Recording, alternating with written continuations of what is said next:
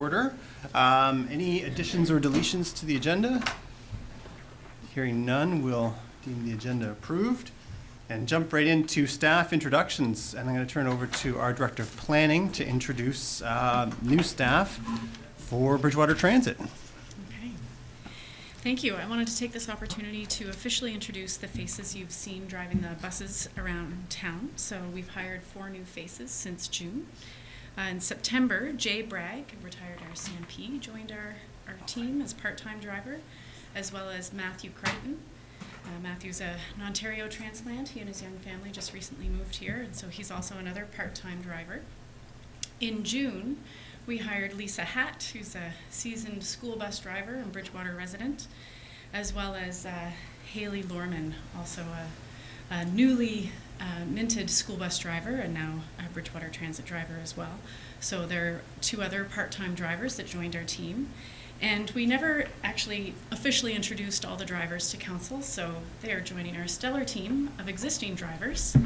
Our full-time driver, Stephen Vino, who bus driver is his superpower, former paramedic. Terry Dix, one of our other school bus drivers, also part-time Bridgewater Transit. Samir Upadhyaya, who was also a school bus driver, now works at the Y and is a new dad. And Teresa Jodry, who's a seasoned transit driver and also a long-haul trucker.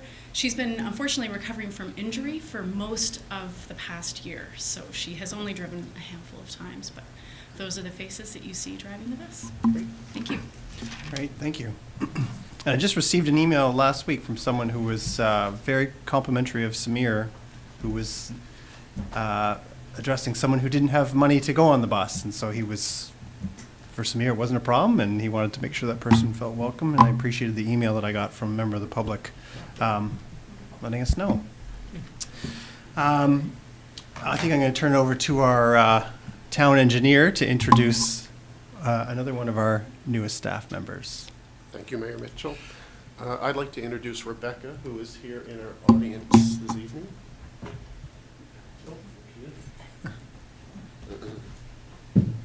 Rebecca's joined us on November 26th as the fire inspector and building official. Rebecca is a certified building official who was previously employed with the municipality district of Lunenburg as well as Halifax Regional Municipality. We're just welcoming Rebecca to her new position. This is where you get to make your, 15, 20-minute speech on how awesome it is to work for the town of Bridgewater, but no pressure, but it should include those words. Well, thank you for welcoming to your team. I've had a really good experience so far. It's on my 3rd week now, so I appreciate, everyone being friendly and accommodating, and happy to get started. Great, welcome. Thank you. Thank you. All right. Announcements from members of council. Councilor Graves. I would just encourage everybody to take a selfie with one of the hay bale snowmen. For those people that do, you have an opportunity to win some great prizes. We have a family prize, which is a 3-month pass to the LCLC, a swimming pass. We also have a couples prize, which are gift cards to the River Pub. And we also have an individual selfie prize, which is gift cards to Tim Hortons. So have some fun, get outside, get some exercise, walk to town, do some shopping. Love to see you. Thanks. Great, thank you. Councilor Thurber. Museum 2.0. We had a great open house last Sunday. There was over 120 people there. It was really a packed house. It was an awesome time. And thanks to our sponsors, Seacoast HVAC, Bucks Home Hardware, and Stuart Davison, they're supporting the museum with Sunday's programming. And starting in the new year, January the 12th, from 2 to 4, and it's free. So there's no charge to visit the museum at any time, but these courses are free. January the 12th, printmaking. The 19th, model shipbuilding. January the 26th, Woods of Wonder. And on February the 2nd, commercial and industrial history of Bridgewater with Peter Reichel. I'll have more next month, but they're really quite busy down there. And that's like great. the support. Yeah, and thank you for mentioning that's free once again. That's important. Get more people out. Any other announcements from members of council?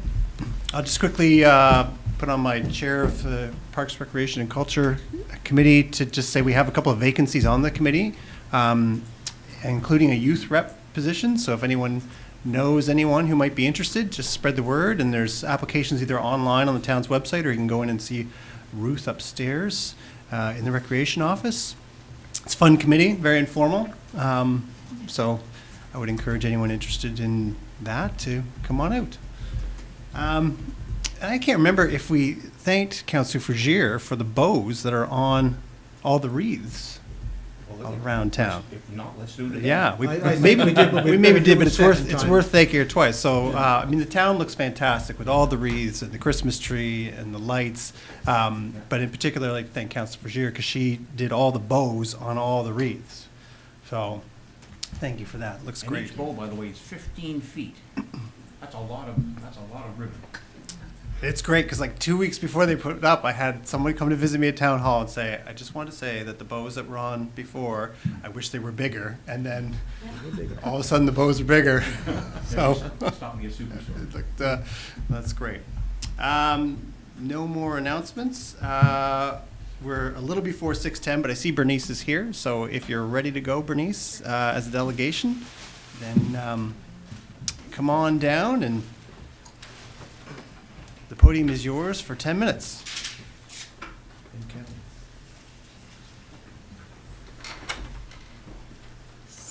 Anybody want to put my slides up?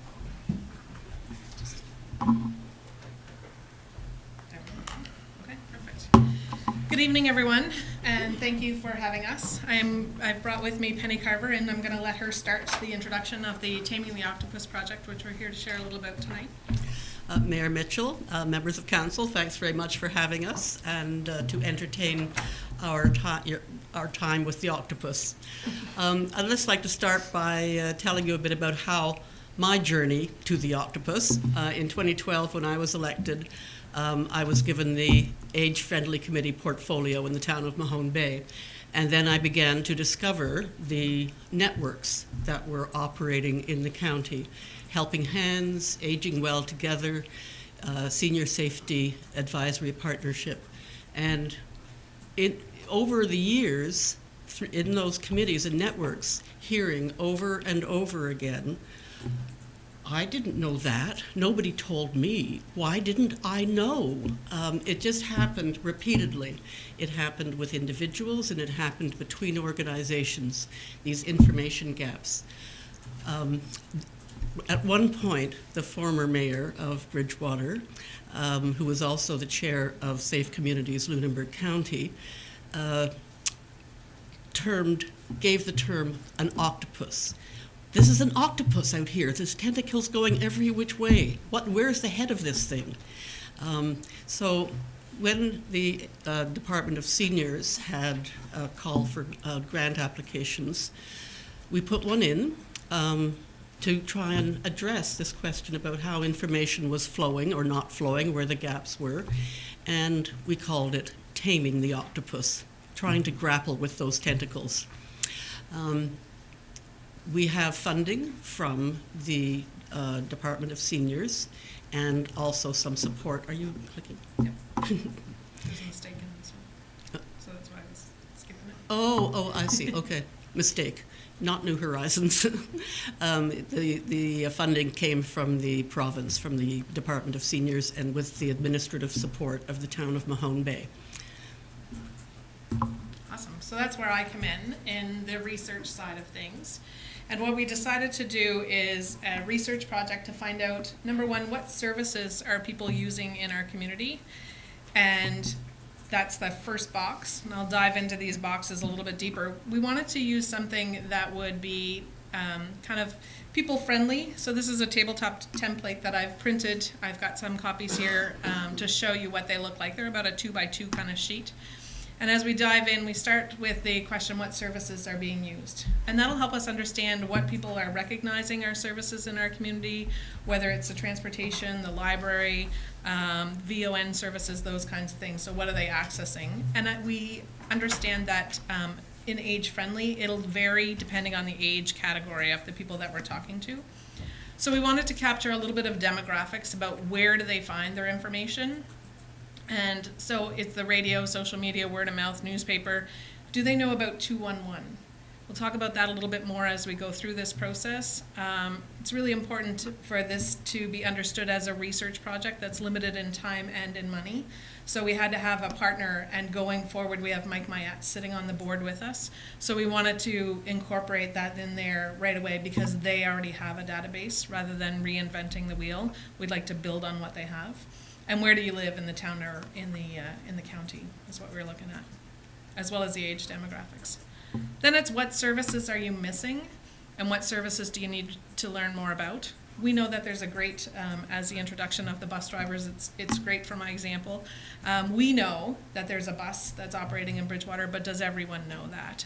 So if I had 75 people come back and say there's no transportation in Bridgewater, then my responsibility would be, number one, help them understand that yes, there is. And number two, to come back to you guys and say, hey, there's a perception out there that there's no transportation in Bridgewater. Perhaps we need to overcome that information barrier and make sure that the information is getting out. So it's not correcting everyone as we go along. It's capturing what the perceptions are of the community and where they think that services are missing, and genuinely the services that are missing as well as we go through that process. Lastly, and most important, part of this research is what's the best way to get new information to you? And this is a question that we want to build on, and this is the information that we need to capture, is how are people receiving that information and how do we get it out to them? There's all kinds of great tentacles, as Penny mentioned, in the community doing great work, but often the perception is, I didn't hear about that, I didn't know about that. So we're trying to capture the best way to get that information back to people. So we have this research ongoing until the end of January. With Christmas and the holidays, we wanted to give a little more time. We've got volunteers out in the community helping us. And as I mentioned, 211 is sitting at the table with us and a great partner. They have a huge database of resources that they tap into each and every day. Interestingly enough, some of the statistics that Mike has shared with us, Lunenburg County is one of the top counties using 211, so kudos to us. We already know what it is. And it's male dominated in the phone calls that are coming in, which surprised even Mike when we actually looked at it, because it's female dominated in the province as a whole, but in Lunenburg County it's men that are calling in and getting the information more than it is women. So just an interesting little tidbit. Men are out there asking for help. Thank you very much. We've also had some great conversations, beginning conversations with Angus Campbell at Caregivers Nova Scotia, and they are interested in building their database as well. And the difference between 211 and Caregivers Nova Scotia is that Caregivers Nova Scotia can put on the for-profit and the business model, but 211 cannot. And that's important for the people who are in distress, who need services right away, who can't wait, for respite care, for example. They can't wait to go through the hospital system, they're in crisis. So that's a secondary resource for us, and that's something that we think is very valuable. And they're open to all caregivers, whether you're caring for a young child or caring for a senior parent. There's no distinguishing barriers for them. It's just whoever is providing that service of care.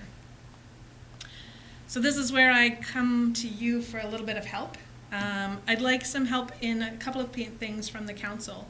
One, can you help us print some additional templates and pass them out to the community, and be a location where volunteers could pick them up and drop them off? So I'll pull one out just so you can take a quick look. It's exactly the same as the slide I showed, just a paper version. But they're big so that you can write and doodle and scribe on them, and then I collect them back. So it's exactly the same as the slide. And people can gather round. It's a very, communicative device, companionable device. It's interactive. We want people to engage with us. As individual counselors, I'd love to book an appointment and understand that council meetings is not the appropriate time, but could we sit down and do a think tank around what you see and what your constituents are asking you? Help me promote this project to everyone and take the template to your community and see what the resources, and it's really interesting what comes back on these templates. I've done, I think, 7 different locations with them now, and it's really, every time I go, I get some new information and something that I didn't know that people are tapping into as a resource. So it's really great, and we may all learn something out of this process. as a general public who may be watching this or listening to this, we're looking for volunteers to help us to take a template and tap into your neighbors or friends or, the bridge club that you sit with and reach out to me and connect. Interestingly enough, there was an article in the Lighthouse, and I had a call from a lady, and we called and we messaged, and we actually got to sit down and meet, and she is doing her master's on rural information for seniors at Mount St. Vincent, and only because she saw this project. And when we sat down, she went, oh, there's a lot of things I didn't know about. And she's a 20-year resident of Lunenburg County. So amazing what's happening out there that we know about and they don't, and what they know about and we don't. So the idea of this research project really is to help it come together and to build a better resource for everyone. Our report is due to be completed by the end of April is our timeline. We'd like to create a piece that can be used for information, to promote the opportunities of where the information can be informed, and to educate. And we're not looking at a traditional shelf-bound report that gets filed with 200 pages. We're looking at something like this that is friendly and that is interactive for people to engage with, whether it's ads that go into the breaker to promote what we've done, or the Lighthouse, or social media. So that's where we are with it. I hope that you can lend your support to this, and happy to answer any questions you might have. Questions from members of council? Thank you, both. I mean, I'll just jump in and say we have the ability to print large pieces of paper like that, so I'm sure touching base with staff can accommodate that. Sure, we wouldn't have any objections with doing that or being in a spot where people can pick them up. Perfect. There is contact information for an interview? Yeah, So- yeah, I'll leave that. Any other questions? To make one more comment. You bet. I just want to stress that this is all age friendly. So it's not just for seniors, it's for a range of ages. So just keep that in mind. Another thing is that we're really hoping to enhance people's awareness of 211. Even though we do have the highest usage rate, it's astonishing how many people are not aware. So as well as increasing the awareness of 211, we want to be able to, in fact, augment and provide value added to the way they're providing information, and we're confident that those new methods are going to come out of this. So. Great. Okay. Thank you very much. Awesome, thank Great. you. I'll leave this one here, and I will forward the information, Patrick, as a contact. Yep. Perfect. Okay, perfect, thank you. Thank you. All right, that's our only time delegation. If there's any members of the public that have something that they wish to address council on, now is your chance. Yeah, come on down. Just if you can go to the microphone and just give us your name and the topic, and we'll... Hi. My name is Garrett Lawton. I'll try to keep this brief. Thanks for your time. It's a kind of a trivial issue, but one that affects us all, I'm sure, as we drive through town. I don't know exactly that this is the right place to take this issue, but I assumed that it was, so I came to present it. The traffic signal at the intersection of the 325 by the Veterans Memorial Bridge on the Superstore side, it cycles through a left turn green, whether or not anyone is in the lane. And this was particularly noticeable during the time when the old bridge was under construction and traffic was backed up for, well, a long way, I'd say.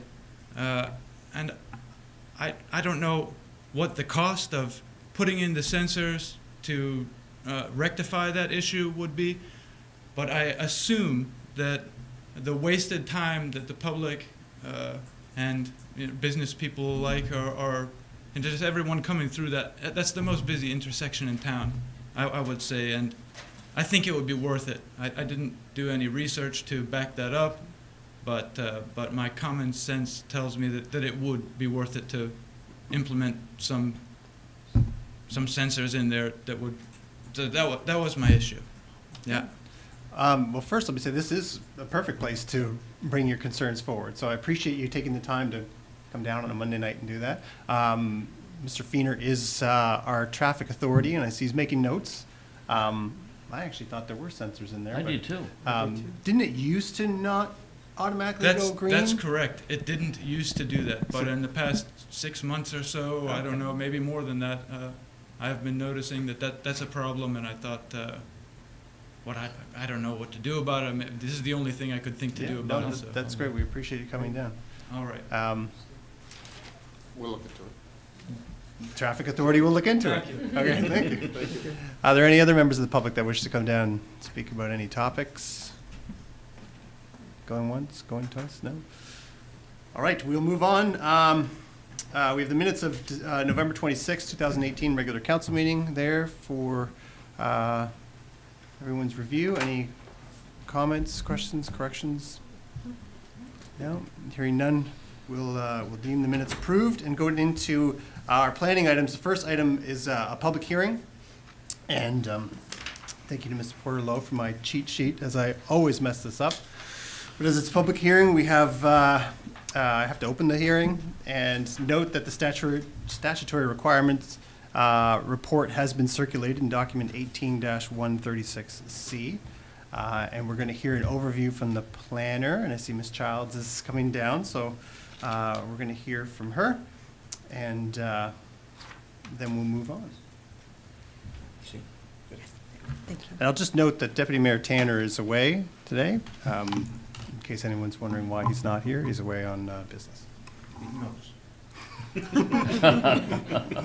You said it, not me. I was waiting. Thank you. So yeah, this is for the development agreements for 463 and 469 King Street. Staff received 2 applications for development agreements, one at 463 King Street to enable a beverage room and an associated outdoor facility, and the other at 469 King Street to enable an outdoor facility associated with a beverage room on an abutting property. The applicant intends to operate a tap room at 463 King Street with a potential rooftop patio and sidewalk seating. And this space would offer alcohol for consumption on premises as well as retail space to take away products. And the ground level of the building will be used as a tap room, and the second level of the building for event space, storage, and offices. And the applicant intends to operate a seasonal beer garden at 469 King Street adjacent to the tap room. So both properties are in the historic downtown commercial zone, or the C1 zone. 463 is currently being developed into a microbrewery, and 469 is the adjacent courtyard. The surrounding zoning is also C1 with the park space across the road. Surrounding use is a combination of ground floor commercial with multi-unit on the upper levels, multi-unit residential on the upper levels, as well as 1, 2, and 3 unit dwellings nearby. Development agreements are required for the intended use as it falls under a beverage room in the Liquor Control Act. Beverage rooms are only permitted by development agreement in the C1 zone, whereas microbreweries are permitted as of right in the C1 zone. And outdoor facilities are permitted by the same process as the associated use. So a facility associated with a microbrewery would be as of right, and a facility associated with a beverage room is permitted by development agreement. The municipal planning strategy has some objective statements that relate to these applications. Controlling land use and development in a manner that will minimize conflicts between land uses and in a manner that is compatible with the town's service infrastructure. Encouraging compact development to maximize the town's shared infrastructure and promote healthy, close-knit communities. Improving the design and appearance of Bridgewater's built form to foster community identity and a strong sense of place. Enhancing and protecting the historic downtown to strengthen its appeal as a destination for residents and visitors. And improving the pedestrian experience by promoting safe, accessible, and inviting streets and public spaces. The MPS also has policy for considerations for beverage rooms and for development agreements. And regard has been given to strategic growth, housing choice, compatibility, adequate services, transportation and traffic, and environmental suitability. And as mentioned, criteria regarding a beverage room in the C1 zone has been met for both of the properties. So the use is not within 60 meters of a residential zone. No adverse effects are anticipated because there are no additional noise generating activities. And there would be no effect on traffic, parking, or municipal services. Landscaping and screening can be required at the back of 463 King Street if any nuisances arise. And in order to reduce conflict with the surrounding land uses, amplified sound, which is defined as sound increased in volume through the use of electronic equipment, is not permitted outside the building after 10 p.m. And an additional sign would be permitted on the north side of the building adjacent to the courtyard, and all other signage would be consistent with the land use bylaw. So a public participation meeting was held on Tuesday, October 9th, here at 5:30 p.m. No members of the public attended. Questions were received, though, through email from an adjacent property owner. And the questions that were relevant to this application were regarding access to the rear of the property, the hours of operation, the signage, and the proximity to their property. And staff are recommending that Town Council for the Town of Bridgewater give second and final consideration to the 2 proposed development agreements and enter into development agreements regarding the properties located at 463 and 469 King Street.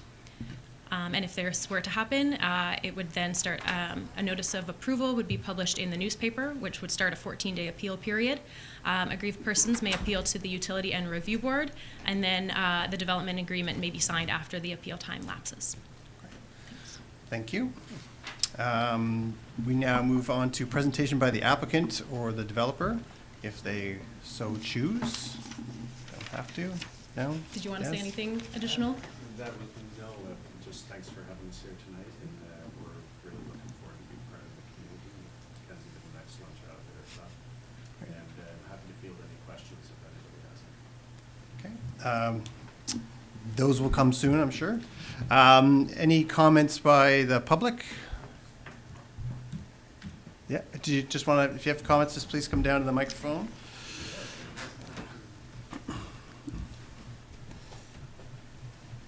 And if you don't mind just introducing yourself, please. Yes, my name's John Fanjoy. I'm a resident on LaHave Street. I have a small development of my own going on there. I was just more or less asking for clarification on the process with the development. In the sense that I know there's already work going on there to do that. Is that sort of premature in the sense of doing before you wait for development to be approved and then do the work? I'm just trying to understand how that works in the process where I've dealt with other requirements in putting together a development. I had to go through steps too before approval. Just trying to get a sense of it. No, that's a fair That's my question. question. I'll turn that to. Or maybe a history of what's transpired in a quick review, just so I understand it all. Yep, no, I think it's a Sure. fair question. Turn that back over to Ms. Childs. Sure, and you can jump in if there's something else. But so right now they're doing developments for the microbrewery. So the microbrewery is permitted as of right. So that's what the construction is going on for right now. So that would be able to open either way. They have their development and building permits for that. But they also, under the Liquor Control Act, what they want to do is considered a beverage room, which is only permitted by development agreement. So that's the process we're going through right now. So either way, they're able to open the microbrewery, but if they wanted to do some additional uses, then they would have to go through the development agreement process. So that it wasn't avoidable, I guess, in that sense, but it's just part of the process. Yep. Yeah. Okay, no, I didn't know that. No, it's a So good- it's a good question. I'm just trying to understand it. Does that answer it fully too? Yes. Okay. for sure. Okay, perfect. Any other members of the public? All right. We will then close the hearing and I'll open this up to council if you have any questions. And then if someone would like to make a motion, we'll put a motion on the floor. Councillor Thorburn? I'll put the motion on the floor, Your Worship. Thank you. I would move that Town Council for the Town of Bridgewater give second and final consideration to the 2 proposed development agreements and enter into the development agreements regarding the proposed located at 463 and 469 King Street in a manner similar to the draft development agreements dated November the 29th, 2018, and that the mayor and chief administrative officer are hereby authorized to execute these agreements only within the time frame described in the development agreement. Should the document not be signed within the time frame described in the development agreement, council shall consider any request to sign the development agreements as a new application and follow the entire process required under the Municipal Government Act. Thank you. Can I have a seconder, please? Councillor Frazier, discussion? Councillor McDonald? Are there any requirements for how the courtyard area is enclosed? It's currently got fencing there, but could that come down? You know, how could it or could it not be changed? We haven't specified anything in the development agreements. So as long as they are doing something that's appropriate with the land use bylaw, then they're free to do so. Yeah. There would be restrictions based on the Liquor Control Act too, would there not? If they're serving alcohol in an outdoor space, it would have to be some kind of separation though? That is correct. Yep. Yeah. All right. Thank you. Councillor Graves. What's the capacity of the building, of the site? So, We'll be limiting to 150, including the downstairs, the upstairs, and the outside. We could have more, but there'd be more washroom requirements. It would get a little bit crowded, we felt. Okay. thank you. So just for the public who wouldn't hear that based on microphones, the capacity, you're limiting the capacity to 150 to answer Councillor Graves' question. Perfect, thank you. Any further questions? I'll just say the building looks great, and it's exciting to see more development coming along King Street. There's been a few, and it's starting to turn, which is great. Ready for the question? Question. Question being called. All those in favor? Those opposed? Motion is carried. You're good to go. Oh yeah, so the next steps, the decision will be published, which starts the clock on the 14-day appeal period, and change takes effect once that period has lapsed without appeal. So, all right. Our next item is application to amend the municipal planning strategy land use bylaw and development agreement for 144 Victoria Road, 126 Victoria Road, and 229 York Street.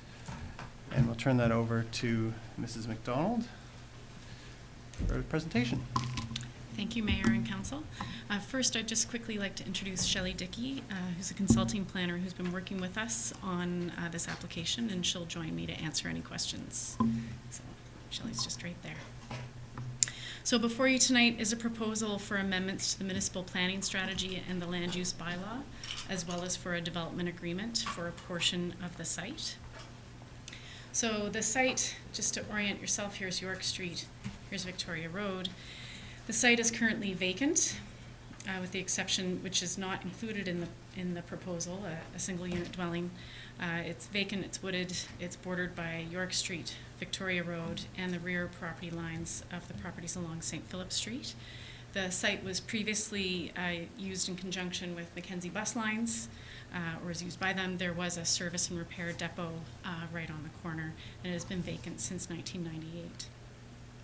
So the site itself, outlined in the gray, is actually made up of 3 properties. The larger property, 144 Victoria Road, the property on the corner at 126 Victoria Road, and the property behind it at 229 York Street. It does not include the existing single unit dwelling that is there right now. All properties, including that single unit dwelling, however, are owned by the same company, 3300657 Nova Scotia Limited.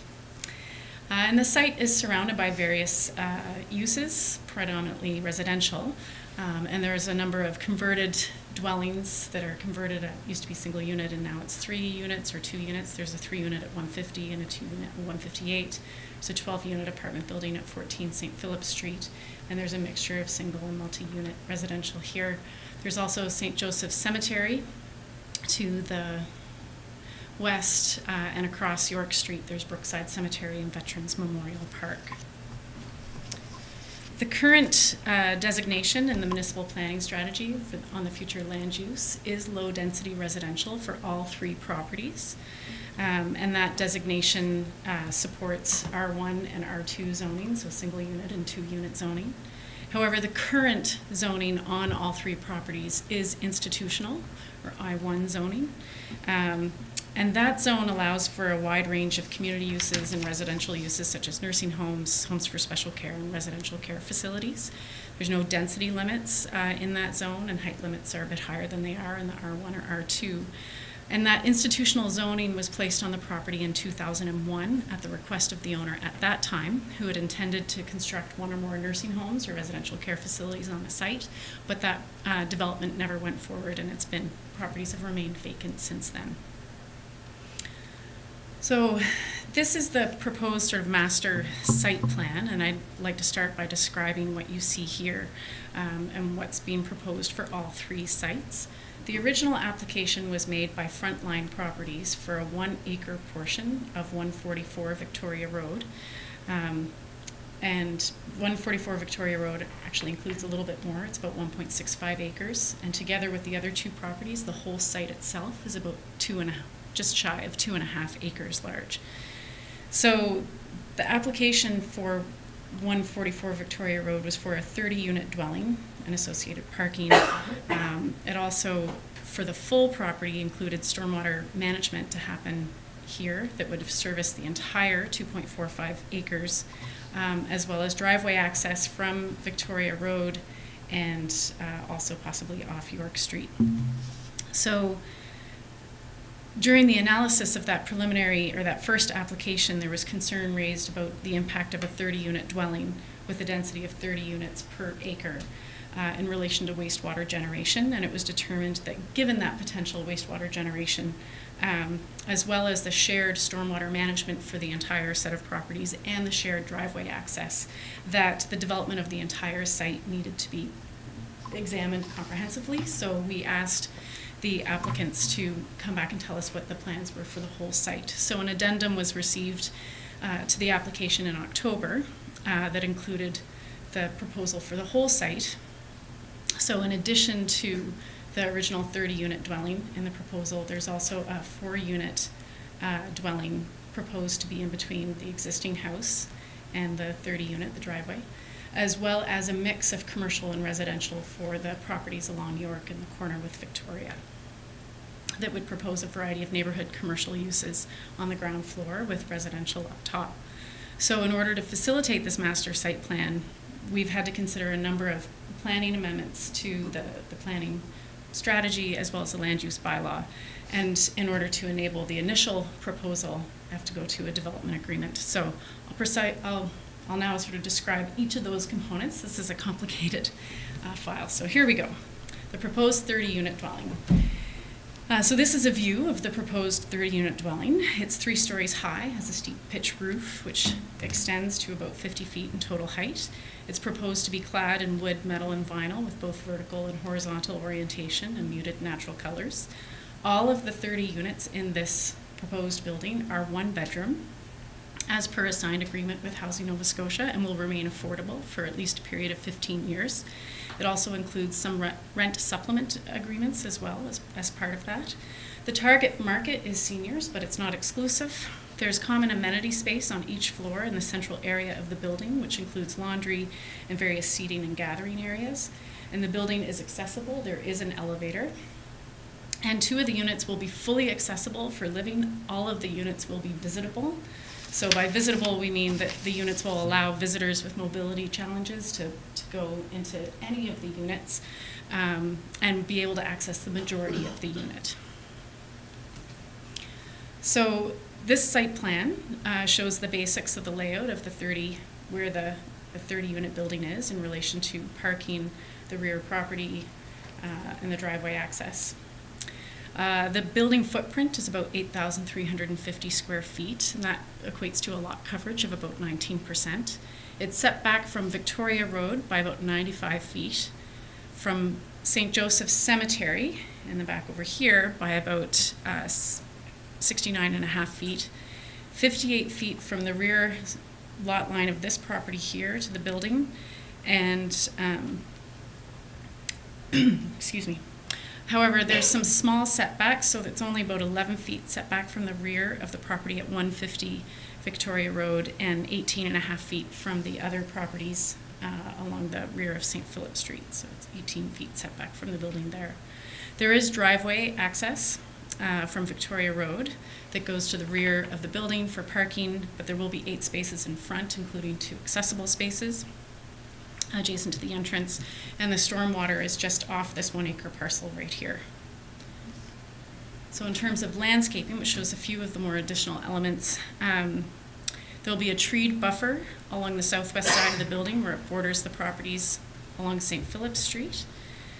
And there'll be fencing provided here between the building and the property at 150 Victoria Road, as well as here in the property at 245 York Street. And there'll be amenity space to the rear of the building, including a gazebo and planters for use by the residents. There'll be bike parking for use by residents and visitors, and there is a concrete pathway that will provide safe access, direct access from the entrance to the sidewalk on Victoria Road. And there's also provision here for a sign identifying the building adjacent to Victoria Road.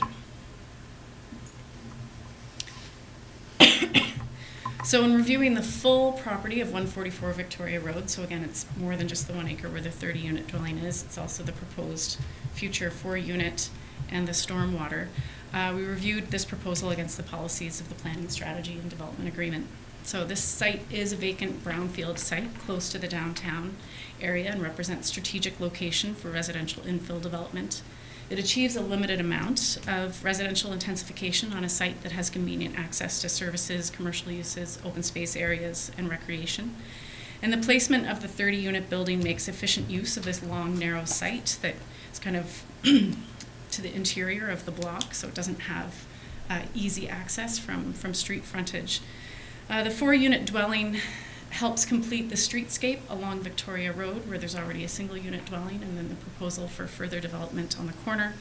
And it also increases housing choice available in the town by providing 30 modest and affordable units targeted, but not exclusively for seniors, as well as the addition of 4 two-bedroom units in the proposed 4-unit building, which would appeal to a variety of other residents as well. And although the size of the 30-unit building is larger than the adjacent buildings surround it, its architectural style is unique. We felt it's still compatible with the residential uses and has been integrated into the area with appropriate landscaping, buffering, and setbacks. The water and wastewater infrastructure are adequate to support a total of 34 units on this site when considered in conjunction with the remaining full property. And stormwater will be managed on site to allow the peak flows from pre-development to be equal to or less than post-development peak stormwater flows. Victoria Road is an arterial street and has sufficient capacity to deal with traffic generated from those 34 units. And the residential uses themselves won't produce any adverse environmental effects. There has been some preliminary discussion around potential contamination on the site, and there's anything that may be there would be taken into consideration before any building or detailed stormwater management system is approved. So the amendments required to enable this proposal for 144 Victoria Road requires a redesignation of the property from low-density residential on the future land use map to comprehensive residential, which would enable a rezoning from institutional to comprehensive residential, or R3, that would then enable a development agreement with the detailed provisions to enable the 30-unit dwelling and the stormwater management, et cetera. And the development agreement also is setting a density limit of 34, so there would be the ability to have an additional 4-unit dwelling, and that would likely take place through site plan approval. The 30-unit dwelling is also only permitted as a result of the bonus zoning policy that we have in our planning documents. It enables a bit extra if the building is providing affordable housing. So at least 3 of the units of the 30-unit building have to remain affordable beyond the current agreement with Housing Nova Scotia. So the development agreement contains provisions for the development at 144 Victoria Road. So it's setting a density limit of 34 dwelling units maximum. It's limited to 1 30-unit dwelling, all 1 bedroom, as well as 1 4-unit dwelling and the stormwater catchment area. And again, as I just said, it will require that 3 units remain affordable into the future.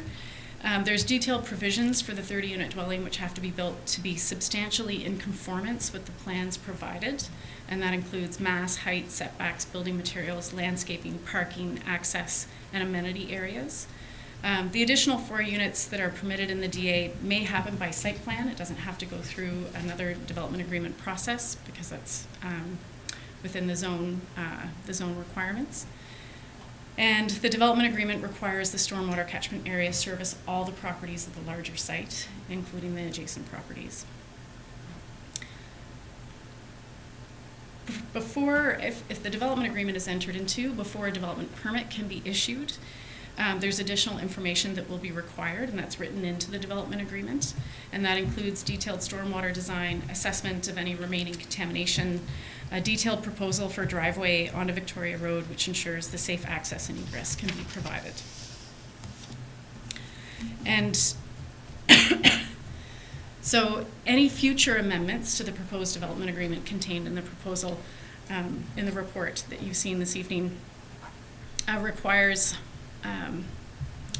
so that the development agreement requires that the 30-unit dwelling be developed and constructed to be substantially in conformance. And there are provisions for amendments to that development agreement. Amendments to these plans that would need to be approved by council. So substantive amendments have to proceed through an entirely new development agreement process.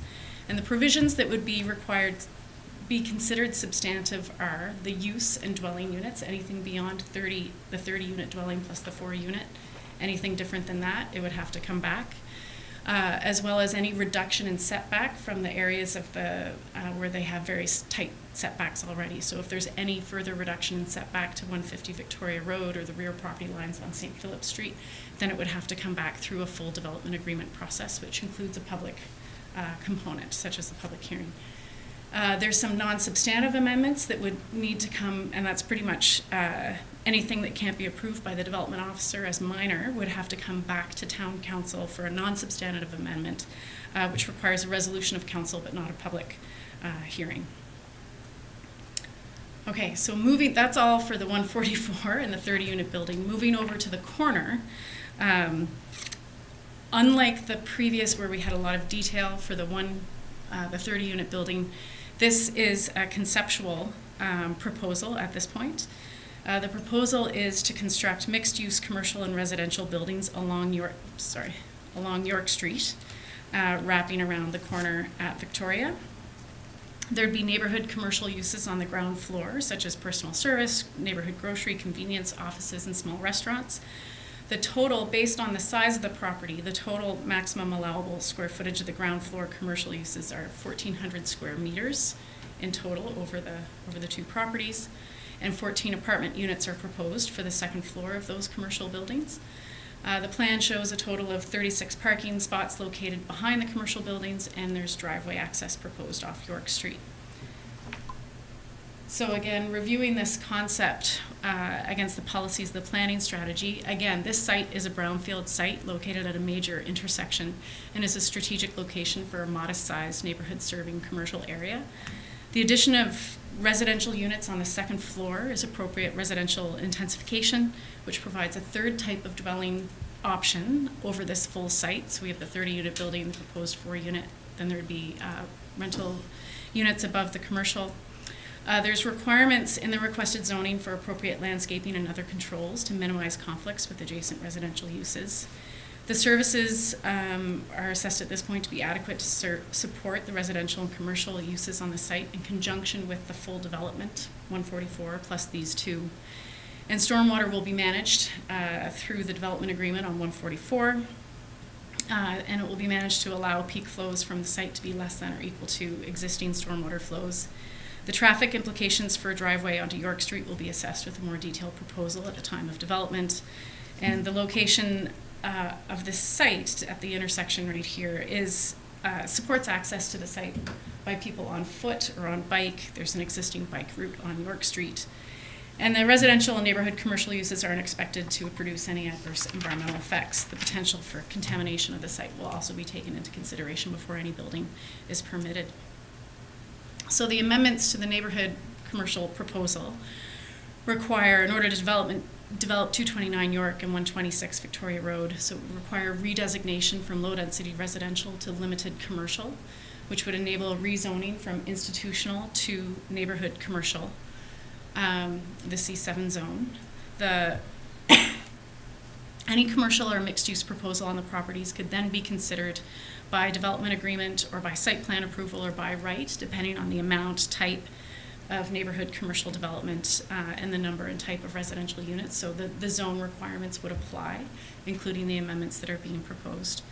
In addition, one of those proposed amendments is site-specific. for these two properties to limit the overall gross floor area of commercial development to 1,400 square meters and the maximum number of dwelling units to 16. So it would put, there's proposed a site-specific amendment to say this is the maximum it could go. And these limits are part of the overall density limits being set for the larger site to enable the full development as proposed this evening. We had 2 public participation meetings with this application. So one related to the original application that was held back on July 25th, and a second once the addition of the corner lot concept was submitted. So that was held on November 14th. 2 residents attended the first meeting and 3 residents attended the second rather. And the concerns heard at those meetings were primarily related to traffic flows in and around and through the site. And then those were taken into consideration with the amendments in the development agreement. So staff are recommending, after an assessment of the proposals for all 3 properties on this site, shown on the master site plan, in relation to the relevant objectives and policies of the planning strategy, staff are recommending that Town Council proceed to public hearing to receive any further additional feedback on this. And the suite of amendments, et cetera, are as follows. To redesignate 144 Victoria Road from low-density residential to comprehensive residential. To redesignate 126 Victoria Road and 229 York Street from low-density residential to limited commercial. To rezone 144 Victoria Road from institutional to comprehensive residential. And to rezone 126 Victoria Road and 229 York Street from institutional to neighborhood commercial. To amend the municipal planning strategy, neighborhood commercial zone policies, and the land use bylaw C7 zone to allow for multiple unit dwellings up to 4 units per 300 and 350. Sorry, I'm tripping over my own words here, but to amend those neighborhood commercial zone policies and land use bylaw to allow for multi-unit dwellings up to a maximum of 4 units and ground floor commercial space by development agreement, and add a site-specific development policy for 126 Victoria Road and 229 York Street together to limit the scale and intensity of that mixed-use residential and commercial development, as well as to enter into a development agreement for 144 Victoria Road to permit the 30-unit dwelling for affordable housing and place the density limit of 34 units on the overall site. So, there we have it. Good job. Can you do that again? I missed some of it. No, That's all okay. right. Questions from members of council? That was a lot to take in, but you've had the report for a while. Any questions? Councilor McGinnis first. One please. very simple one. The development agreements have a timeline. Yes. 1 year? 1 year for signing, 1 year for commencing. Okay, so that's for all of that development, both. Not for the corner, no. Not The for corner corner. is just considering a rezoning. There's, the development agreement is purely for 144 Victoria Okay. Road. Okay, Yeah. okay. I can think Councilor Thorburn was Yeah, I next. had a couple of questions, and I think you might have answered. One of my main concern would be traffic flow. It is a pretty congested area, and there's not much leeway either coming from there or going in there. It's a fairly busy street, and it wouldn't take much to back up traffic there. And my other concern, which Larry can also answer, is that we're essentially going to allow another 50 units here to, does our existing infrastructure allow us to handle that extra load in that area of the town? So 2 questions to you, Mr. Feener. So Victoria Road is an arterial road intended Yes. for high-volume traffic. We don't feel that there's going to be a significant impact. However, the entrance is being evaluated by their consultants and will require approval from the traffic authority, the town's traffic authority. With regards to infrastructure, we feel that limiting the density is a good step in the right direction. So a number of years ago, when Victoria Road was constructed, designed, and built, there was an allowance for future services outside of town. So that council a number of years ago made a policy that there wouldn't be services outside of town. So that was also forming part of our evaluation in this proposal to support those services. So I do know supplemental that coming up to that development down closer to King Street where there's just a right turn or something into that because that's another congested area. Would something like that may take effect up there, or It not it is likely?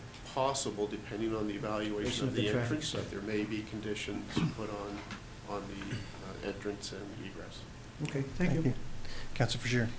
I just had a question with regards to if the 30 unit and the separate building with 4 units, if that's all one phase, or is it 2 separate phases? Is the project all together as one? It's 2 separate phases, so probably got lost earlier on, Okay. but Yeah. the original proposal came to us as, so 144 Victoria Road is 1.68 acres approximately, but the initial application is for 1 acre of that for the 30-unit building, and the rest of it is remaining, so stormwater, and this would be at a future time. At a future date, okay. Councillor McDonald. From a planning perspective, we have a number of pockets of commercial development. What are the kind of pros and cons of now creating potentially another commercial pocket? We do have many different commercial areas in town. This is a limited commercial area, so you're not going to see a large, there's a limit in the scale and intensity of anything. It's designed, the zone, it's called Neighbourhood Commercial, and it's focused on sort of neighborhood service-oriented commercial businesses and uses that would be of benefit to residents living in and around there. So Okay. that's the intention behind the zone. So it's not creating another group commercial zone or general commercial zone. It is sort of that more service-focused, serving the residential area. Just to be really fussy on that, you said it's the intention Yes. of it. Are there other possibilities? No, Okay. within the zone, so by rezoning the property, it will be rezoned, so what's permitted in the land use bylaw will be under the neighborhood commercial zone is Okay. what will be permitted. Okay. Yeah, there's a range of uses, but that's what would be permitted. Councillor McGuinness. The single-family unit that's being buffered from the 30 unit, that's a fairly high building. What kind of buffer are we talking about? Landscaping, tree preservation, trees being replanted if removed, and then we have the fencing in the key areas where it's close. Yeah, and the So- buffer is only on one side, it's not on the back side? So there's buffer, so here, there's a treed buffer. There's certainly in discussions, it's been trying not to remove more, but this is the driveway, so obviously the trees will be removed there. But there isn't detailed landscaping in the front. Is there anything? No. Sorry, I'm going to defer to Shelley, who knows it more intimately than myself.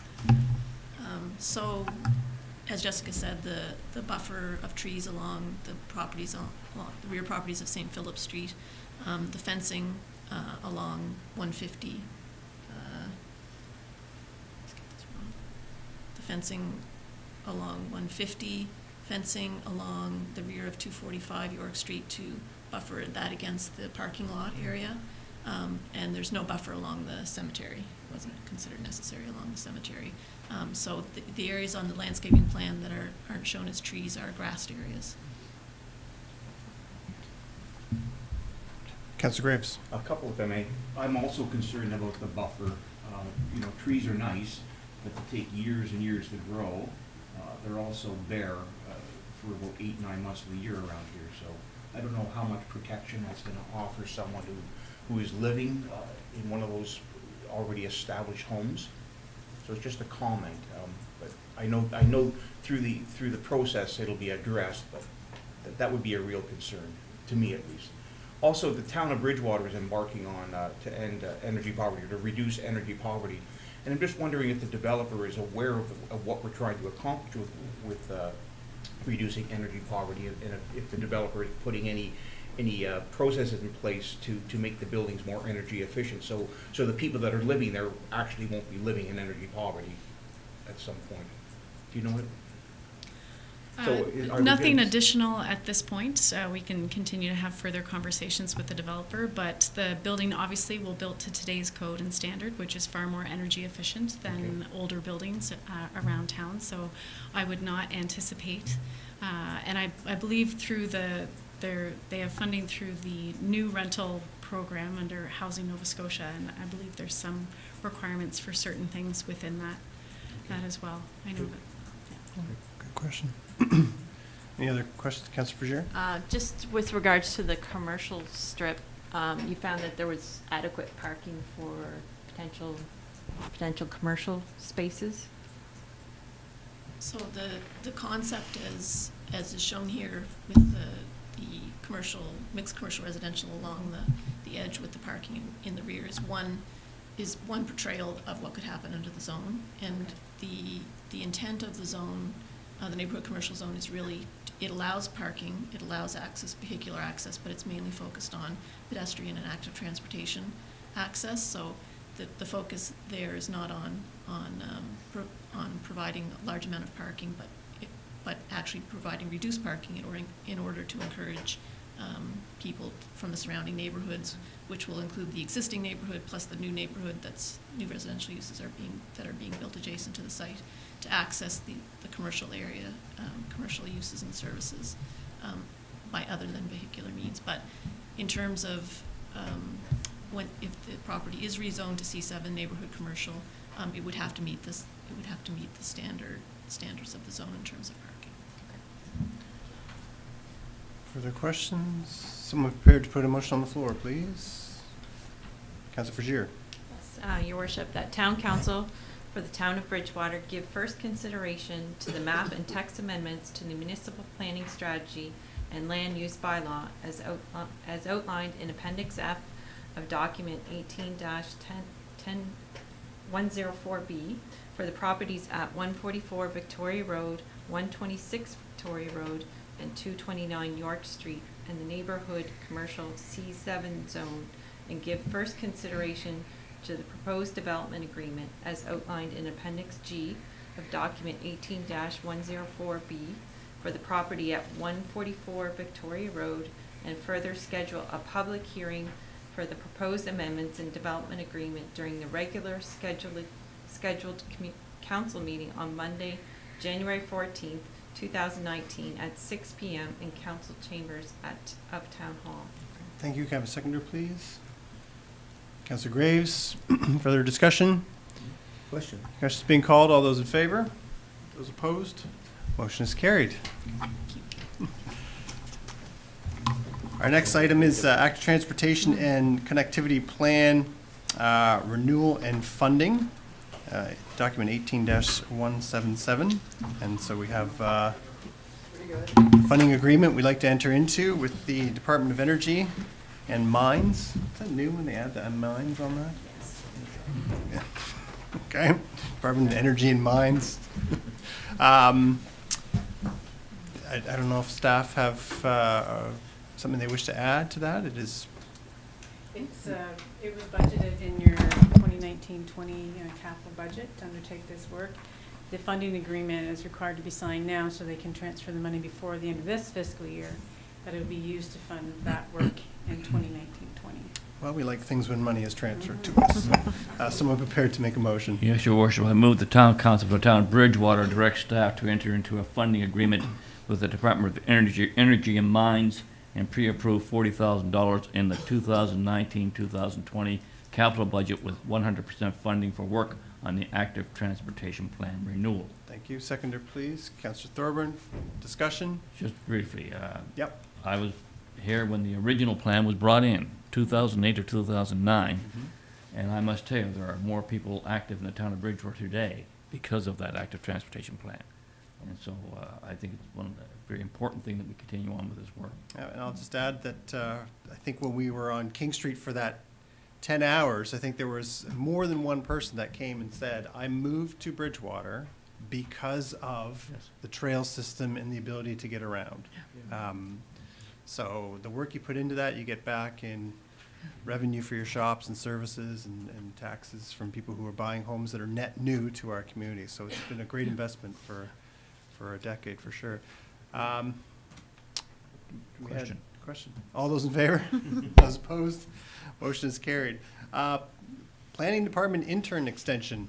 I would say directly linked to the Smart Cities Challenge, and not just in terms of funding, but in terms of deadlines. Our moved, and so we need this person to stay. I guess that's a pretty clear synopsis of that. Any additional comments to that? That's pretty much it. All right.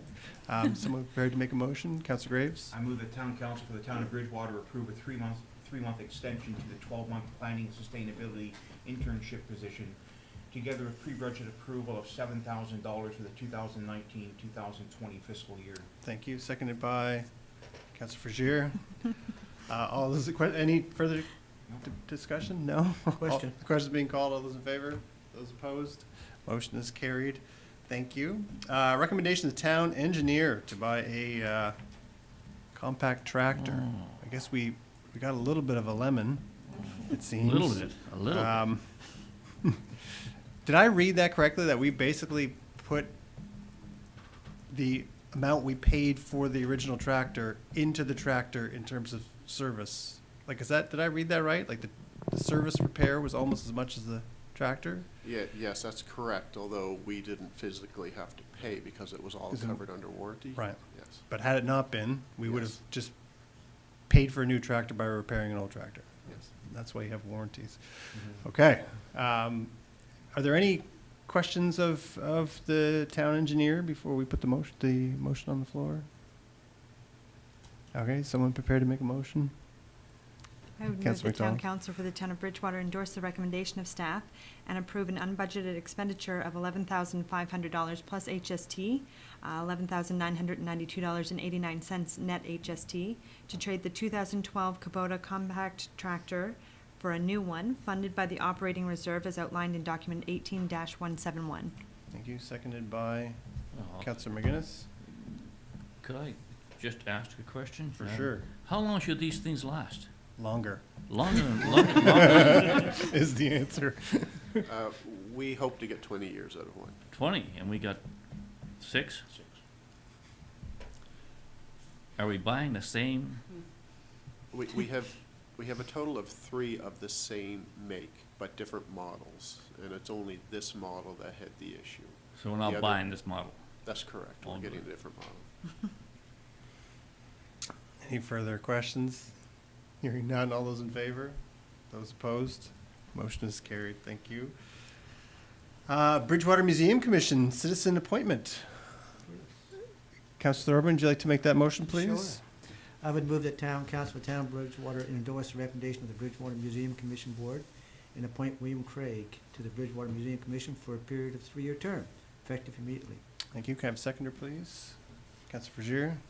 Sorry, I'm Everybody. gonna start this, I'm gonna do this, I'm gonna sit this way. That's great. Always nice to have citizens stepping up to volunteer, so appreciate that. All those in favor? Those opposed? Motion is carried. Parks, Recreation, and Culture Advisory Committee, citizen reappointments for 2 of our members. If someone would care to make that motion. Councillor McDonald? I would move the town council for the town of Bridgewater endorse the recommendation of the Director of Planning and Recreation and reappoint Stacy Caldwell and Matthew Davidson to the Parks, Recreation, and Culture Advisory Committee, each for terms effective immediately and ending October 31st, 2021. That one almost got That's me. a long term. It's 21. Seconded by Councillor Graves. All those in favor? Those opposed? Motion is carried. Lunenburg County Senior Safety Program November report is there for your information. I don't know if someone wants to just touch on some of the highlights in there, or has questions. It's very interesting. I think it's a document that I think would be interesting for public consumption if they're ever going through our documents and reading. It's very interesting to just see how much is done, how much work is involved in taking care of our people in general. And it's not easy, and it takes a lot of resources. We saw the presentation earlier today. Like, it's a lot. Especially us seniors. Some more than others. No, not you. No, okay. Yes, Councillor Thorburn. I will say, I think back in our first term was when that 211 come in, and that brought up-to-date information at your fingertips. Before, it was numerous groups. Nobody really updated information, so it was hard to put the people in touch with the service that they need it. And I can't say enough about the 211. I know on the Bridgewater Commission, we endorsed that wholeheartedly and supported it as well. But that 211 is a great system, and it's part of this process. It should be used by everyone. Yeah, and things are starting to come together with Yeah. that central number, yeah. Any questions? No, she works hard. Senior safety coordinator really works hard. at that. Yes, yeah. It's a big job, and there's some big issues out there for seniors, and we're lucky to have her. We really are. Yeah, and like I said, I think people would be surprised to see what goes on, Yeah. Yeah. right? It's not just sitting with someone and having a conversation with them, it's, Although that would be recommended for some people. you Yeah. know, To adopt a senior and maybe have a cup of tea and or play some cards. maybe like a plow it forward type thing. Yeah. There you go. All right, second quarter financial report. You know, we're just happy you're here, Don, and not, that's why we keep you to the end of the meeting to share the exciting news. So second quarter obviously goes to September 30th.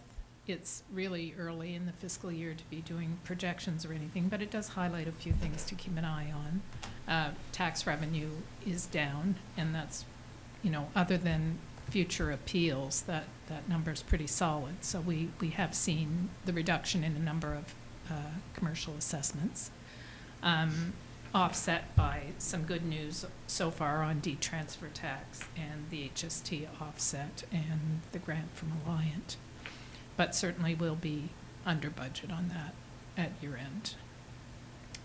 Police staffing is another area where we have to keep an eye, as well as snow. I mean, obviously no snow expenditures to the end of September, but we've had an early start this year, so. That's it, though. We'll just have to see. And of course, wastewater equipment and maintenance at the plant are ongoing issues as well. Questions, Councilor McGinnis, yes? We do have a snow reserve, don't we? We do, $125,000. Okay, and that's, what, 50% of our regular budget? Maybe a third. A third, okay. So with that, I have a question. We normally we track snow budgets for the last 10 years, and then they drop off, right? And that's what calculates kind of the average going forward. And my concern is when we get past that huge year we had in 2015, where, I mean, it was just every municipality just couldn't find enough money because we had a ton of snow.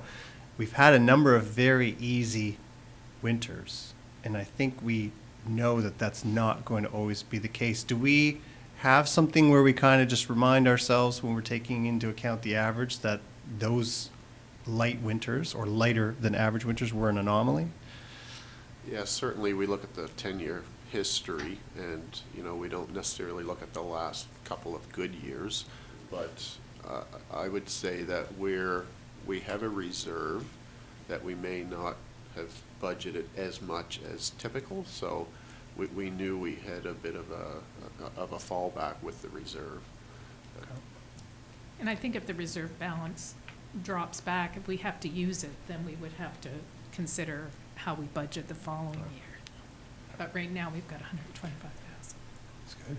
Hopefully we never touch it. Other questions to the Director of Finance? Councilor Graves? Maybe just in regards to the assessments. Yes. What's the trend for the assessments? Are they? Well, our commercial assessment dropped last year. You know, we don't get the new assessment roll till the 1st of January, but, you know, So that's- and and that's a worry certainly when it there have drops. been a number of, since last year's assessment roll, there have been a number of successful appeals on commercial, which is kind of what's pushing us Mhm. down this year. So that's basically a little bit of bad news. Yeah, Yeah. and we'll see what they come up with in January. And the residential assessments are They- trending? They're trending upward, but not huge amounts over the last number of years. Okay, thanks. Other questions? No? Okay, thank you. Next item is Bridgewater Transit update. There is a motion in there. No secret that the buses that we receive from Halifax are older. And so we have to look ahead to make sure that we're ready for a new bus when that time comes. And I guess Ms. Childs is going to give us a little bit of an update on Bridgewater Transit, and then we'll put a motion on the floor. Perfect, thanks. So yeah, in this update, I'll talk a little bit about ridership, revenue, new signage, the research that's been done on the new buses, and some planning for winter storms. So ridership has continued to increase since the beginning. Since we launched, we were at about 50 passengers a day on average at the start. The winter was about 58 passengers a day. It jumped up to 80 passengers a day on average in the spring. And this past summer and fall, we were seeing an average of 89 passengers a day. So this graph shows the total ridership per month over the span of the service. So you can see there is the high ridership there in October, and that was from the first 3 weeks that we did for free. There was also a jump in ridership in March, and that was primarily from the week that we did for free for youth and students on March break, when over 300 rides were taken by youth and students that week. There was also an increase in paying passengers at that time as well, though. And there was more of a general increase over the summer months, as you can just see in there. Youth and student ridership has always been lower than adults and seniors, but there was interestingly a slight increase in March. So this wasn't from the free rides for youth and students over March break, because that was tallied as free rides in the data collection. But interestingly enough, there was actually an increase in youth and student ridership the 2 weeks after the free rides were available. And that showed about double the ridership for youth and students than there was before that. And there was also the substantial increase in July. And a lot of this was from the day camps and daycares that we're using to get to different places in town with the bus. But a lot of these were also children 5 and under, so that was in a separate category as well. And this graph shows adult ridership by those who pay with cash rather than with the passes. And it's remained fairly steady the whole time. There was a slight drop this fall, not too much, but it corresponds generally to the slight drop in ridership after the summer, but also can be attributed to riders purchasing passes because we launched the unlimited monthly passes in September.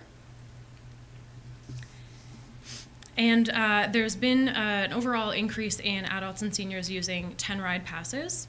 So when they were first introduced, they were used about 120 times a month in total. In January, there was about 230 rides a month, and now we're at upwards of 400 rides a month this fall.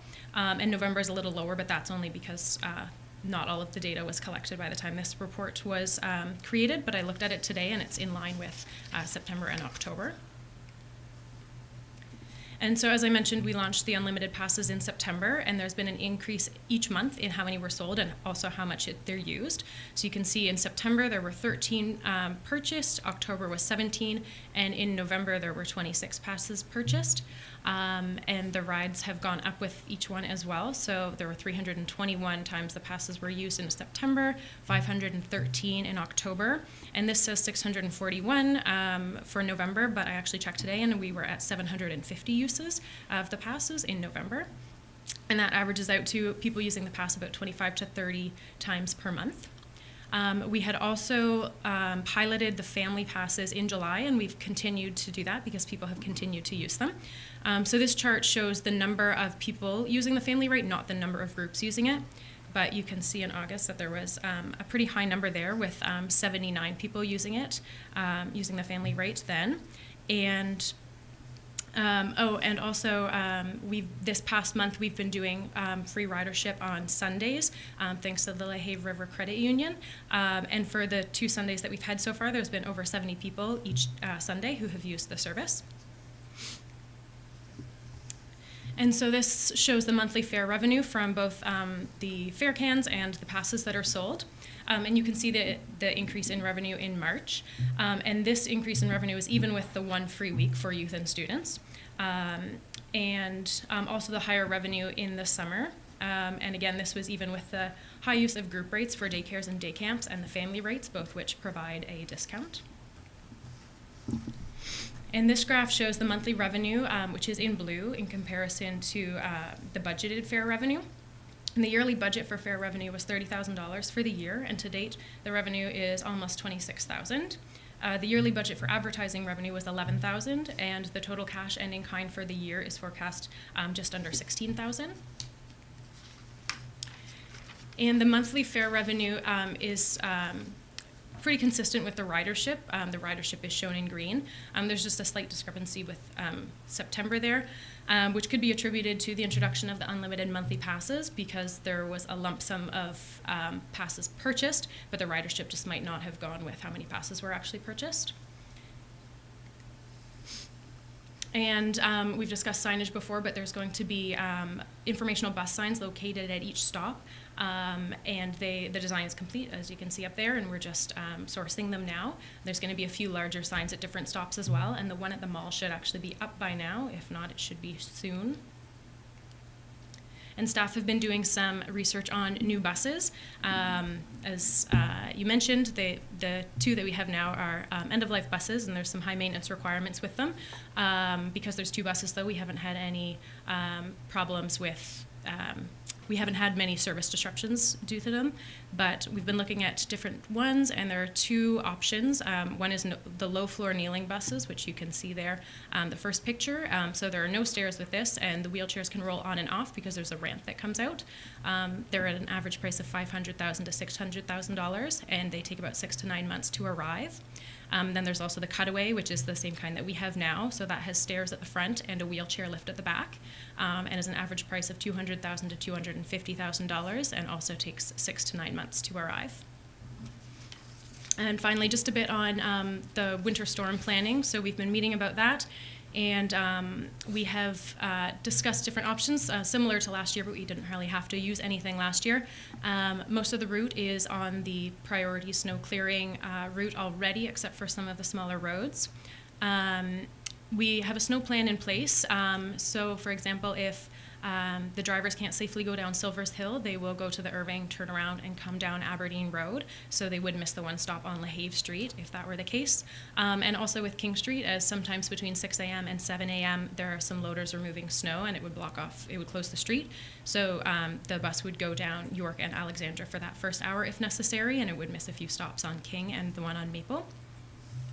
And the transit coordinator will determine any service delays or cancellations or restarts while discussing with the drivers and Public Works on the status of snow removal and how the streets are. And the public will be notified as best as possible when any of these happen through social media, CKBW, and the CBC Storm Center, as well as some postcards that we have that show the route changes and any information they might need, that we keep those on the bus. Thank you. Great, thank you. I have a question because it's just top of mind. I don't know why it's in my head. 89 riders is the average, and for some reason I have in my head that we were told that 89 riders is the magic number for the bus to be, not maybe carbon neutral isn't the right word, but to offset the vehicular traffic to make it at least I think close there's a to that? couple, I was just looking at this too, it's 88 passengers. I think that was for the taxi fare though, to make it the same as how much it costs per ride for the taxis. So we're at that now, and we're also at a similar cost per ride of Halifax rural routes and Yarmouths. So that's where that one came from. And then that number that you were thinking of, I think was closer to 92, and that was for, or it might not have been that, but that was the amount of cars off the road. Okay. So we're close to that. Yeah. Okay. Questions? We can see. Are we pretty much set on the bus stops we currently have? We are for now. There's a lot of them that are flag stops as well, that are well used, but nothing really needs to change with that because they can still get on and off it. And I should know the answer to this question. Do we go to Parkview? No, we don't. We get to the corner of Logan and King. Which is not that far a walk. No, about 10 minutes. Do many students use it, do you know? Some students use it. In general, youth and student ridership is lower. But we've heard some stories about people using it from Parkview. I don't think it's super common, but. The timing works if they leave Parkview and walk. I just know this from my son telling me that they walk at a decent pace. By the time they get to the foot of Logan Road, the bus is coming down. So the timing works, but we don't go to Parkview. Other questions? Councillor Graves. Just in terms of ridership, we're kind of comparing ourselves at one point to Yarmouth. And how are we doing? They're into year 2 and we're into year 1. How are they doing in Yarmouth? How are we doing in compared? Do we know, like, what their ridership levels are? Any idea? I don't know their recent information. Sorry. We haven't had a recent comparison with them yet, but we can look into that, certainly. Yeah, just be curious to see how. Absolutely. Obviously. And the other thing is, how many people actually use the wheelchair lift on the bus? A fair number. Yeah. A lot of people use it consistently, but yeah, I'm not sure the actual number, but there's. Should we be tracking that number? We do. I just don't know it off the top of my head. Mm-hmm. Okay. The other thing is we're looking at buses. So there's kind of 2 buses that are out there, one for 200 grand and one for 600 grand. There is a motion on the floor to pursue the 600 or the 500 or $600 grand bus. And I'm just wondering about that. If while I would love to have the bus, and I am absolutely thrilled with the numbers in Bridgewater Public Transit, and I'm glad that staff has done such a great job and has been embraced by council. But that's a lot of money. Mm-hmm. And I'm just wondering what your thoughts are on that in terms of, is there a high confidence level that a lot of that bus will be covered with grants, or? There are grants that we'll pursue, but it's really a council decision in terms of the direction that you want to take for what type of new bus you'd like to see in the service. So I'll just say that we haven't put the motion on the floor yet, but when we do, the motion is worded that we will work to pursue the securing of funding for, right now, the low floor kneeling bus. Mrs. McDonald is right, it's a council decision, so if we come back with $25 from the federal government, then pretty safe to assume we're not going to purchase a $600,000 bus. But there are many pots of funding, provincial and federal, available. And so we would try to, as we always do, try to maximize our funding opportunities to see if we can offset as much as we can the costs of a new bus, and then council will have to debate what that bus looks like. And we're not purchasing a bus today. No, I understand. Yeah, and just to be clear, the motion that is before suggested for this evening is really about pursuing, so putting it into the budget. This is not asking for a pre-approval. Yeah. This is simply to provide us direction, because once we started our research, we realized, well, the range is very large. We need direction in terms of how to prepare the budget for you to then debate at budget time. But so there will be considerable effort to put into the cutaway style as well, or the lower cost one as well. I think at the end of the day, it's going to come down to our appetite for what we're willing to pay. But that'll be a budget debate discussion, and hopefully by then we have some numbers from other levels of government. Like I said, if they come back and say we'll give you 75 cents, then even then council has to decide: do we have the appetite to buy then the low floor bus, or are we still on the page of the cutaway? Okay, good. You want a motion? I would love a motion. I move the town council for the town of Bridgewater direct staff to include a low-floor kneeling bus in the 2019-2020 capital budget and to pursue funding to offset the cost or a portion thereof. Have a seconder, please. Councillor Thorburn. Further discussion? All those in favor? Those opposed? Motion is carried. I just think back to where we were. You're laughing at me because like we're done, but I'm going to keep talking. I just think back to where we were not too long ago, where we were hoping that the bus would work, hoping that people would ride the bus, and here we are watching the numbers grow and grow and grow, and meeting and exceeding our target month after month after month. And I'm thrilled that we're not so much debating the need anymore, but now how do we make it sustainable in what that looks like in terms of bus and in terms of are these the right stops, things like that. So, and I don't know about you, I have not had a call in almost a year now from people who question the validity of having a bus. I do have, are we getting a second bus? Is it going to go the other direction too? Things like that. But I think the community's really embraced it. It's just making sure that we do our part from a fiscal sustainability standpoint to make sure we can afford a bus. So look forward to that debate. Councillor Thorburn. I think another thing too, not just on the price of the bus, is the lifespan of the bus. Because it's all reflective of what the total cost is. But you have to look at longevity and maintenance and serviceability and everything. So it's a whole ball of wax that they're gonna come back with and make a recommendation, which we can or can't support based on the information provided. It's going to be a report as long as that report on York Street. Yeah. Nearly. All right, thank you. Our final item is remuneration. Did I got it right? For our mayor and councillors. I'm sure people have seen in the local media comments from Mayor Bailey in Lunenburg, and these comments are echoed across the province. So just again for the public, we are not talking about paying us more. The federal government has changed the taxation rules, and I did read some comments from people wondering why there was a 1/3 tax exemption for municipal councillors now. And so the very quick answer is that there are a lot of things that councillors pay out of pocket for in their day-to-day routine of being a councillor that we don't expense. Councillors do not get their cell phones paid for, but certainly incur greater charges in their role as councillor than they would have if they were just not a councillor. So things like that. Councillors don't come to the director of finance and say, I just bought a new ream of paper to print all these documents.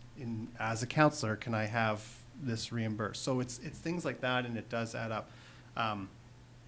For me, the debate was never, should a councillor who makes $90,000 or $100,000 a year get a 1/3 tax exemption? I think if you're a full-time municipal elected official with a full-time salary, you should be paying your fair share of taxation, which that's your primary source of income, then you should be paying it. But in that role, you also have an office, and you're there every day, and you don't incur the same expenses. So again, for clarification for the public, what we're putting forward is to not have members of council disadvantaged by the tax changes where they are now paid less than they were when they were elected, and also making sure that in 2 years, less than 2 years, we have another municipal election. We want to ensure that people would want to be on council.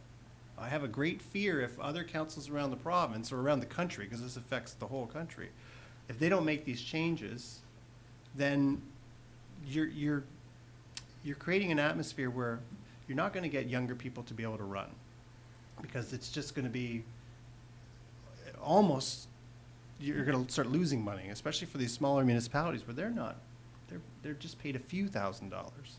And to take that away is I think it was a mistake, but so just to be clear, we're not talking about paying ourselves more. We're talking about making sure that it's the same. So there's two things that need to be considered here.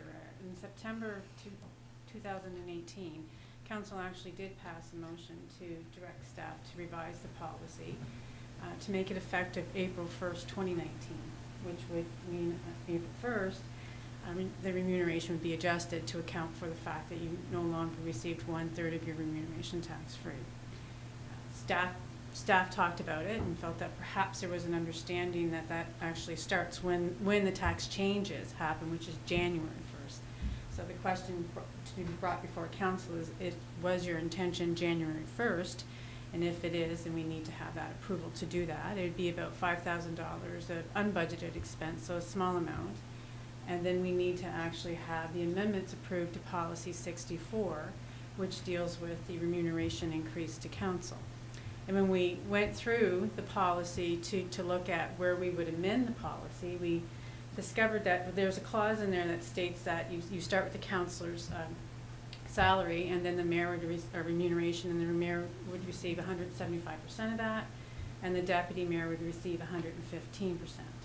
When we did the calculations, that the mayor actually received less at the end of the day because of the tax brackets that it bumps you up into. So then we did the reverse, and we just couldn't get it to work with the percentages. So what's being recommended is that we understand the intent of kind of the difference between councillor and mayor and deputy mayor, but given that the percentage differences bump you into different tax brackets, and so someone is disadvantaged by that, it's being recommended that we delete that clause, and that we just do the adjustment to section 2, which would state that the compensation to councillors, the adjustment would be from $18,200 to $20,230, and the mayor's remuneration would change from $31,850 to $36,525, and the deputy mayor's remuneration would be from $20,930 to $23,560. And if the intention is that that be effective January 1st, 2019, then we make that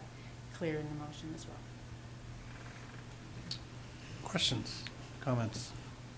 Seems fair. Someone prepared to make a motion? What this is costing all the small little towns and villages across Canada, millions and millions and millions of dollars.